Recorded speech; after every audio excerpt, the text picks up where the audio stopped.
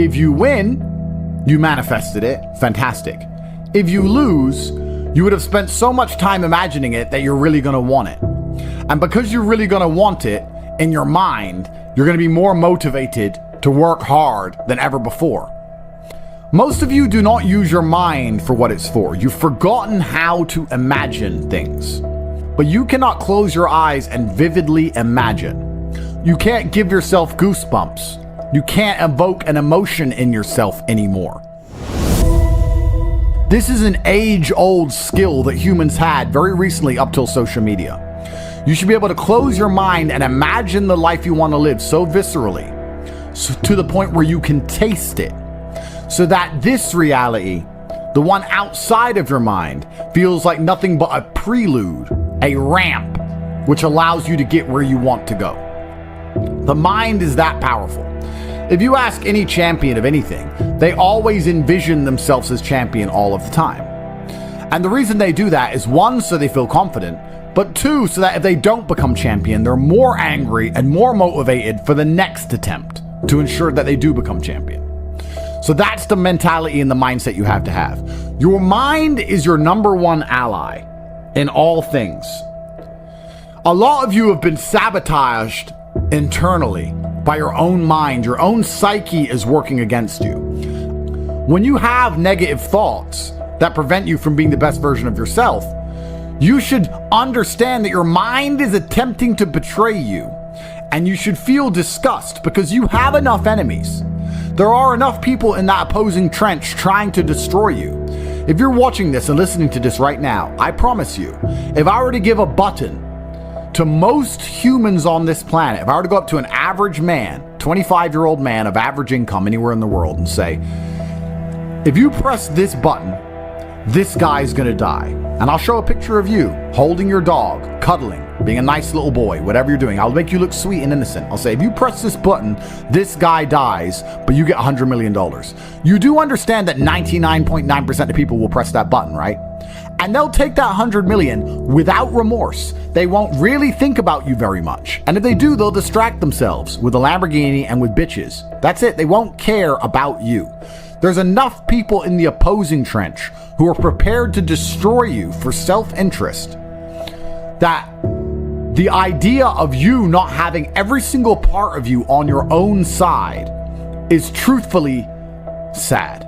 You need to be in a better position than that. You cannot allow your own mind to betray you ever. It has to be 100% on side all of the time. Once your mind is on side, once every part of your psyche is on your team, that's when you can go and look for other teammates. You can expand your network of other people whose psyche is all 100% on their side, and you have a unified outlook on the world. Then you can go and get things done. But the idea of self-betrayal is something most of you are struggling with and you didn't even realize. So as a thought experiment, we're going to sit here and I want you to actually think about it. How many times have you doubted yourself? How many times have you didn't feel like doing something you knew you were supposed to do? How many times has your mind tricked you into procrastination or being lazy? How many times has your mind convinced you that it was okay to fail and lose even though you didn't try your best? How many times have you sought comfort in excuses? How many times have you betrayed yourself? Don't worry about your enemies attempting to crush you. That's another conversation. If you actually analyze most of your failures, you're going to see the majority of them come from self-sabotage. And once you're in a position like me where you never betray yourself, where your mind never lets you down, ever. My mind knew exactly what I had to do. I did not miss a single day's training. I did not lose my mind. I did not go mental. I did not have a breakdown. I acted exactly as I was supposed to act. I was fully professional in all things. I got as much work done as I could possibly do. I was extremely productive. I used the experience for what it was. My mind never betrayed me. If you listen and look back on most of your failures, you're going to see that it was your own mind that betrayed you. It wasn't your enemies that tricked you. It wasn't your enemies that outmaneuvered you or outsmarted you. Most of you are not yet at high enough echelon to even have enemies of caliber. You were simply self-betraying.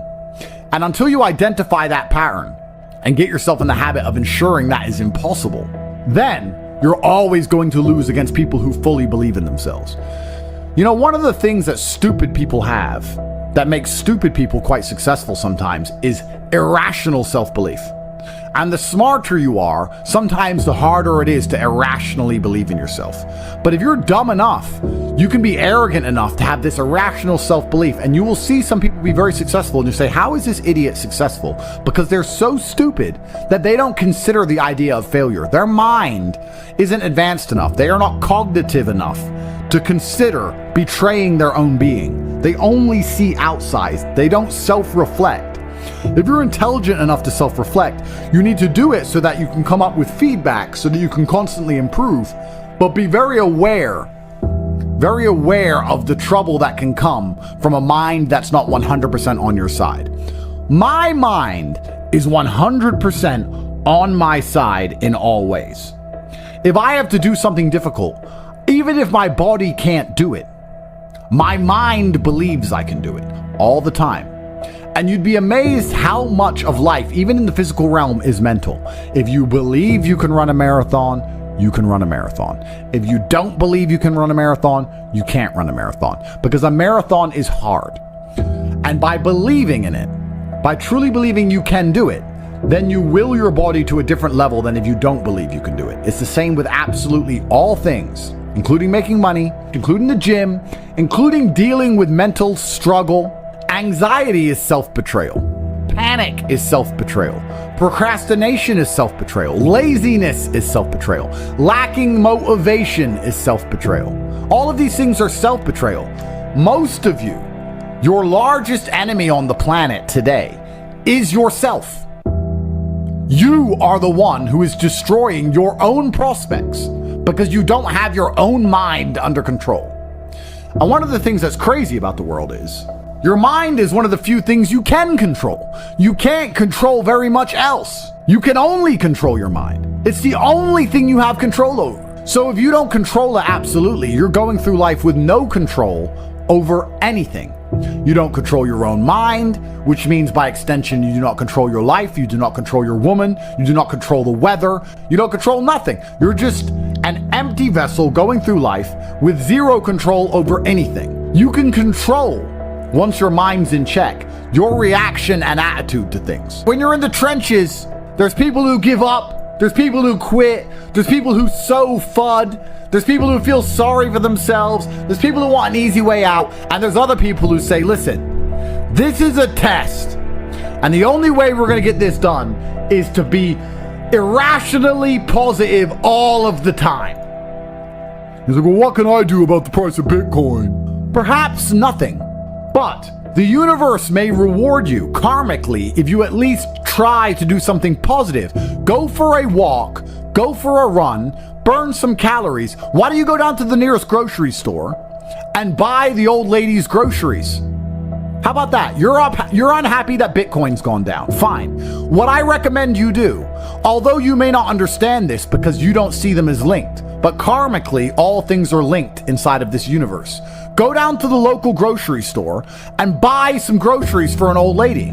That's what you should do to fix the Bitcoin price. Now, will that genuinely affect the Bitcoin price? I don't know. It's amazing how this world works. Perhaps in some strange version of events, that slight delay in her thanking you and her getting in the car ends up leading to an increase in the Bitcoin price. But even if it doesn't, perhaps you'll learn something about not being so attached to money. Perhaps you'll feel grateful and understand you have a lot more spare money than you thought in the first place. Perhaps your attitude to the world will change, which will allow you to be more open-minded so that you can approach opportunities in a different way so that you make more money later on. Karmically, it's impossible for us to tangibly link how that positive action will lead into something else positive in your life later on. We just have to have faith that it will, because it will. So when I said this to this guy, he's like, LOL. That's his reply. He replied LOL when I said he should go buy groceries for somebody. And he doesn't understand the world. And I thought, well, why don't I go speak to thousands of people and talk positive then? Not to save him, but just to put my money where my mouth is, just to prove that you can just do something good. And if you just do something good, it is better than doing nothing. Rain dances work. If you need it to rain, you shouldn't sit and pray. You shouldn't sit and hope. You shouldn't sit and complain that it's not raining. You shouldn't sit and wait. You should rain dance. Does a rain dance make clouds appear? No. But you should take action. Perhaps your rain dance, although will not make clouds appear, will be viewed by a tribe high on the mountain far away, and they'll look down seeing you rain dance and realize that you need water. And then maybe Providence and luck will have this tribesman appear with big barrels of water saying, we think you might need water and we have some spare. If you didn't rain dance, they wouldn't know. They just see you sitting around being a mopey dipshit, crying his eyes out. That's why it's so important to take action in all things. Action solves all. Raw action is the answer. Raw action solves all. It is a mindset. So this dipshit complaining about this crypto price, he's not prepared to rain dance. He's not prepared to help a granny with her groceries. He's not prepared to do anything. God does not reward men that way. God rewards men who attack the world. You have to go and get things. You have to show that you deserve them. Even in mating, men go get the woman. Men go get money. Men go take land. Men go. We go and happen to the world. The world doesn't happen to us. What did we say earlier about if you try your absolute best, you can always find the W even in the L? I tried my absolute best. So I win. Raw action solves all. If you had that kind of attitude, you wouldn't be looking at a crypto price and sitting there praying and hoping like a dork. You'd be doing something about it. Oh, I need your help. Do you? I don't even see you trying. And that's how God views things. That's how, in fact, most wealthy people view things. I haven't seen you do anything that warrants me giving you a second of my help. People feel like rich people are horrible because we don't help the normies. Even if you try and help normies, most of them are beyond help because they are self-sabotaging and lazy. You have to at least show to the people who are important in the world that you're not those things in the beginning if you ever want to be taken seriously, at least. That's one of the first things you can do. But I want to see that you give a shit. I only want to give money to people who know how to rain dance. I only want to give money to people who sit and believe that the rain dance is the answer. I like rain dancers. I like people who sit and say, I don't know what to do, so I'm going to do something. I don't know what to do, so I'm going to just do something positive. I don't know how to make Bitcoin go up. I'm going to buy an old lady groceries. I don't know what to do, but inaction in and of itself is an action. And men of honor do not allow the universe to decide for them. They decide their fate. And you decide your fate with hard work and vigor in all things. In fact, I would argue that a lot of you probably heard about Bitcoin in 2007 or 2009 or 2011, whenever. But you were so uninterested in doing your due diligence, so uninterested in being proactive that you just ignored it. You probably don't even remember being told about it because you didn't give a shit. Yeah. And then you have the gall and audacity to sit here and say, if someone told me about Bitcoin back then, I'd be rich. No, you wouldn't. If you're the kind of person who would have got rich from Bitcoin back then, you're the kind of person who can get rich right now by taking action, by paying attention. If you're refusing to do the right things now, you would have never done the right things. And retrospectively identifying your failures and identifying how many right things you've missed out on is actually a form of hard cope. Oh no, I just don't have the chances. You've had chances and wasted them. And you have another chance right now to do your rain dance. You have a chance. You're sitting here right now during a chance. You have a chance from God because you're breathing. You have a chance right now to get things done.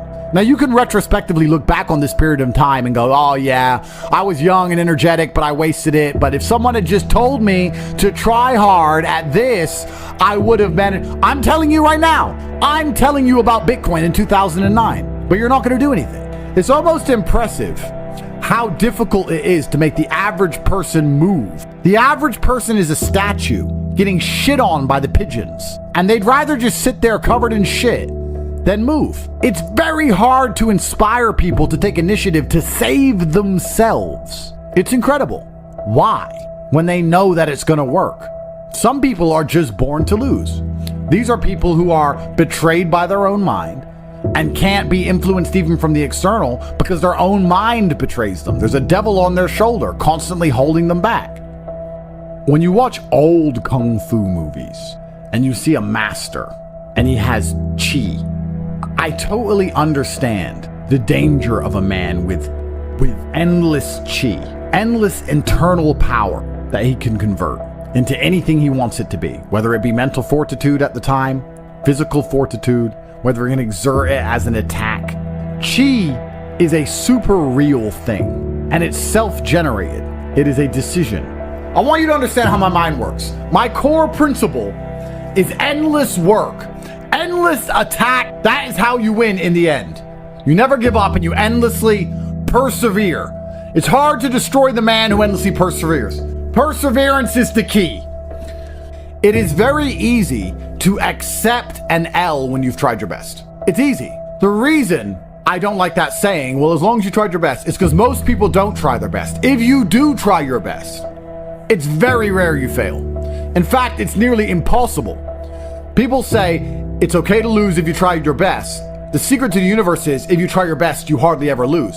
It takes some freak accident or the will of God to ensure that you don't pull it off if you actually try your best. And on the few scenarios that's happened in my life, I'm happy to take the L because I can say I couldn't have tried any harder. I done my absolute best. I know I did my best. I can't try any harder. God knows more than me, and he decided that things have to be slightly different right now. That's fine.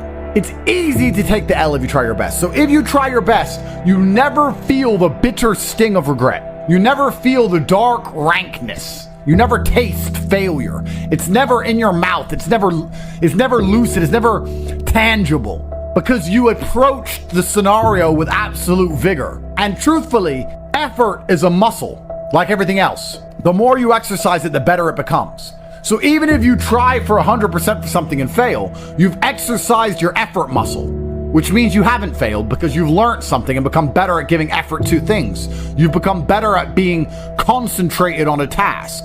So it's nearly impossible to fail in these scenarios. A lot of sayings are overused, never a failure, always a lesson. And that's what's annoying about it, because it's true, but it's rarely applicable. You guys will say it's never a failure, it's always a lesson, when you didn't even try. That's wrong. That's a failure. But if you absolutely try your best, then it is a lesson, and there are benefits, right?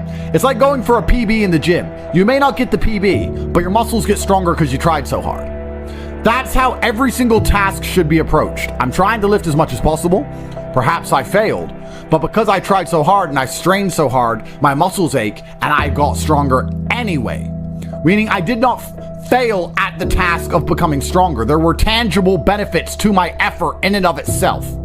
Making things happen is the masculine essence to how you should approach the world.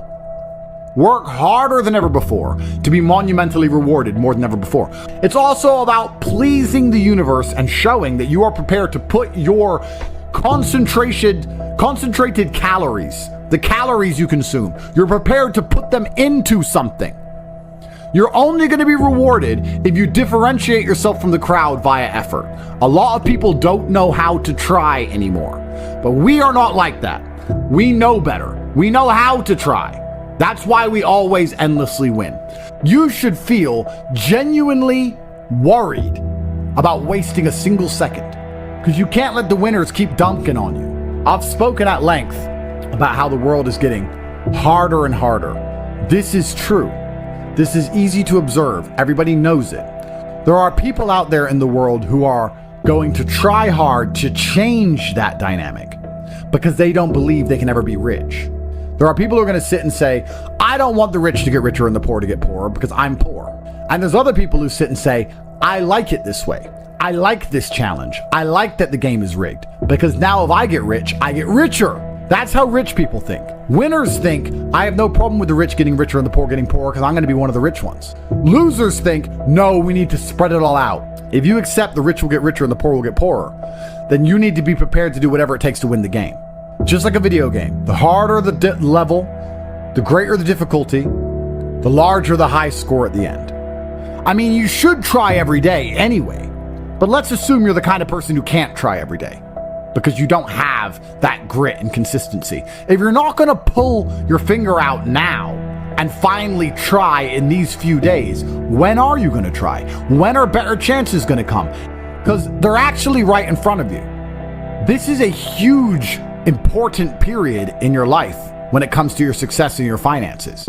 If you're not going to try now, when are you going to try?